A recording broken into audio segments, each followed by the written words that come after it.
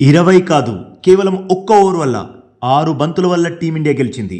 4-6-4-6-6-4తో sky బీభత్సంగా batting చేయడం వల్లే టీమిండియా గెలిచింది. సూర్యానే లేకపోయి ఉంటే వరల్డ్ కప్లో టీమిండియాకి దారుణ ఓటమి ఎదురయ్యేదే. అవును బాస్, T20 వరల్డ్ కప్లో యూఎస్ఏతో ఆడిన ఫస్ట్ మ్యాచ్లో టీమిండియా చివరికి చాలా ఈజీగా మ్యాచ్ గెలిచింది. కానీ ఏ గెలుపు అయితే చాలా సులభంగా వచ్చింది అనిపిస్తుందో ఆ గెలుపు ఓటమిగా మారేదే.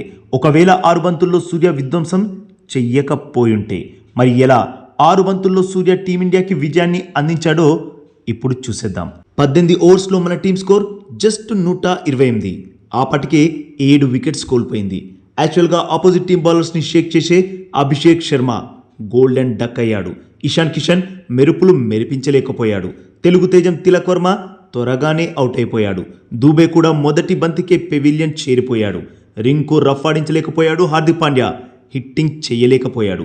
అక్షర్ కూడా క్రీజ్లో నిలబడలేకపోయాడు. కానీ ఒకే ఒక్కడు మాత్రం యుఎస్ఏ బౌలర్స్ని డామినేట్ చేస్తూ పరుగుల వరద పారించాడు. అతడే సూర్యకుమార్ యాదవ్. ఒకవైపు వికెట్స్ పడుతున్నా టీమిండియాకి పోరాడే స్కోర్ని అందించడం కోసం చాలా చెమటోడ్చాడు. ఇంతకుముందు చెప్పినట్లు 7 బ్యాటర్స్ చేతులెత్తేయడంతో 18 ఓవర్స్కి మన టీం స్కోర్ కేవలం 128 పరుగులతో నిలిచింది. మిగిలిన 2 ఓవర్స్లో 12-15 రన్స్ చేసుంటే యుఎస్ఏ మ్యాచ్ని ఈజీగా గెలిచేదే. ఎందుకంటే ఆ స్కోర్ వరకు చేరడానికి యుఎస్ఏకి ఇబ్బందే ఉండేది కాదు. చెప్పాలంటే యుఎస్ఏ కూడా బ్యాటింగ్ పర్లేదు బాగానే చేసింది. కానీ మనం మ్యాచ్ గెలవడానికి యుఎస్ఏ ఓడిపోవడానికి కారణం కేవలం 6 బంతులే బాస్. 18 ఓవర్స్కి 128 పరుగులతో ఓటమి అంచున నిలబడ్డట్లే కనిపించింది మన టీం. ఆ టైంలో 160+ స్కోర్ సాధించడం అసాధ్యంలా కనిపించింది. కానీ అప్పుడే captain Suryakumar Yadav 360 degrees show మొదలు పెట్టేశాడు. 6 బంతుల్లో మ్యాచ్ని మలుపు తిప్పేశాడు. ఓడిపోతుందనుకున్న మ్యాచ్ని గెలిపించాడు. 18 ఓవర్స్ ముగిసే సమయానికి సూర్య స్కోర్ 38 బంతుల్లో 52 రన్స్. కానీ అసలైన ఆటని ఆ తర్వాతే మొదలెట్టాడు స్కై. 6 బంతుల్లోనే 30 పరుగులు సాధించేశాడు. 19th and 20th ఓవర్లోని 6 బంతుల్లోనే 30 పరుగులు రాబట్టగలిగాడు సూర్య. దాంతో 150 చేరడం కూడా కష్టం అనుకున్న మన టీం స్కోర్ ఏకంగా 160+ చేరుకోగలిగింది. 18th ఓవర్లో సూర్య ఒక 4 ఒక 6 బాదాడు.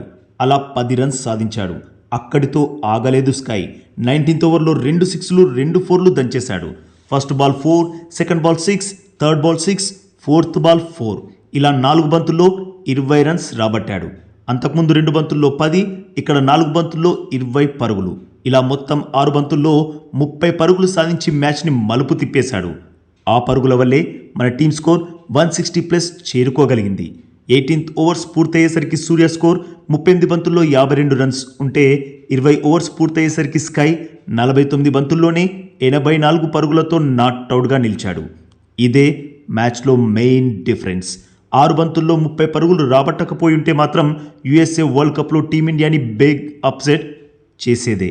ఎందుకంటే మన టీం 29 పరుగుల తేడాతో మాత్రమే గెలిచింది. స్కై 6 బంతుల్లో 30 పరుగులు అది చివర్లో సాధించి మన ఓటమిని అడ్డుకున్నాడు, విజయాన్ని అందించాడు.